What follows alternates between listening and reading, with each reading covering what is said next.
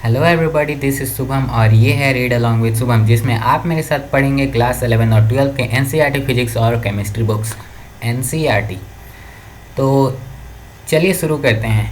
आज अभी जो टॉपिक हम लोग ले रहे हैं वो है केमिस्ट्री क्लास 12 चैप्टर नंबर 1 और टॉपिक नंबर 1। तो शुरू करें।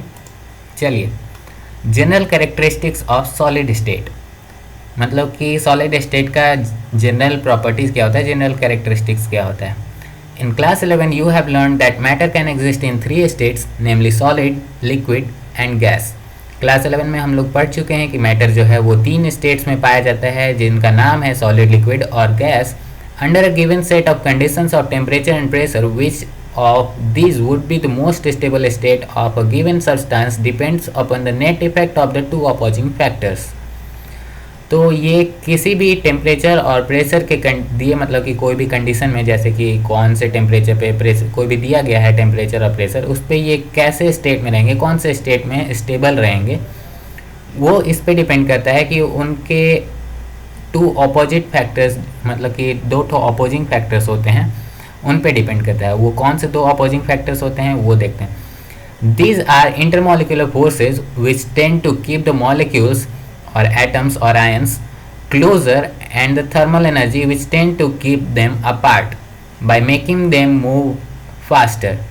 मतलब कि ये जो दो ठो फैक्टर थे वो कौन कौन से थे, ये थे इंटरमोलिकुलर फोर्सेज, मतलब कि मॉलिक्यूल्स के बीच में आपस में जो फोर्स लग रहे हैं वो, जो कि वो मॉलिक्यूल्स को एक साथ रखना चाहते हैं। मॉलिक्यूल्स का मतलब उसके जगह पे आयंस और एटम्स भी हो सकते हैं, तो उनको साथ में रखना चाहते हैं, उनको करीब रखना चाहते हैं। और थर्मल एनर्जी जो कि उनको which tend to keep them apart, मतलब कि वो जो उनको दूर दूर करना चाहते हैं, क्योंकि उनके थर्मल एनर्जी जितना ज़्यादा होगा उतना ज़्यादा तेज वो मूव करेंगे, इसका मतलब वो दूर जाएंगे। At sufficiently low temperature the thermal energy is low and intermolecular forces bring them so close that they cling to one another and occupy fixed position.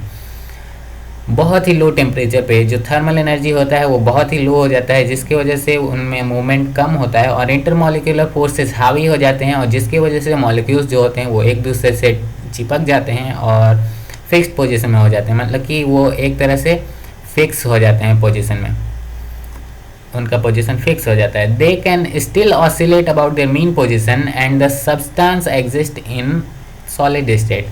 वो हालांकि अभी भी मीन पोजीशन पे, मतलब कि जहाँ पे फिक्स हैं उसके आसपास में इधर उधर हिल डुल सकते हैं जब, लेकिन वो जा नहीं सकते हैं इधर उधर। और जो सब्सटेंस है वो इस प्रकार से सॉलिड स्टेट में आ जाता है, मतलब सॉलिड स्टेट में होता है उस टेम्परेचर प्रेशर कंडीशन पे। The following are the characteristic properties of solid state. ये जो दिया गया है नीचे में वो है कैरेक्टरिस्टिक प्रॉपर्टीज सॉलिड स्टेट का। They have definite mass, volume and shape, मतलब कि उनका जो है मास फिक्स रहता है, वॉल्यूम भी फिक्स रहता है और साथ में शेप भी फिक्स रहता है, कि मतलब उनका आकार भी मतलब इस तरह का है तो इसी तरह का होगा, सिलेंडर है तो सिलेंडर ही रहेगा, मतलब वो चेंज नहीं कर जाएगा। इंटरमॉलिकुलर डिस्टेंसेज आर शॉर्ट, उनके मतलब कि मॉलिक्यूल्स के बीच में बहुत ही डिस्टेंस कम रहता है। Intermolecular forces are strong, intermolecular forces जो होता है वो बहुत ही मजबूत रहता है, जिसकी वजह से वो एक दूसरे के पास पास चिपके रहते हैं। देयर कंस्टिट्यूएंट पार्टिकल्स, जो कि एटम्स हो सकते हैं, मॉलिक्यूल्स हो सकते हैं या आयंस हो सकते हैं, हैव फिक्स्ड पोजीशन, उनका पोजीशन जो होता है वो फिक्स होता है। And can only oscillate about their mean position, और वो सिर्फ अपने ही जगह पे इधर उधर हिल डुल सकते हैं। They are incompressible and rigid, वो जो है उनको कंप्रेस नहीं किया जा सकता है, मतलब दबाव डाल के उनका वॉल्यूम कम नहीं किया जा सकता है, और साथ में रिजिड होते हैं, मतलब कि वो ठोस होते हैं, इधर उधर मूव नहीं कर सकते हैं, फ्लो नहीं कर सकते हैं। तो ये था topic number 1.1 general characteristic of solid state.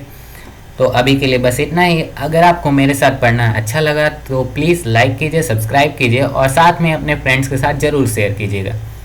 तब तक के लिए बाय बाय, मिलते हैं अगले टॉपिक में, अमॉर्फस एंड क्रिस्टलाइन सॉलिड्स, जो आगे का टॉपिक होगा उसमें।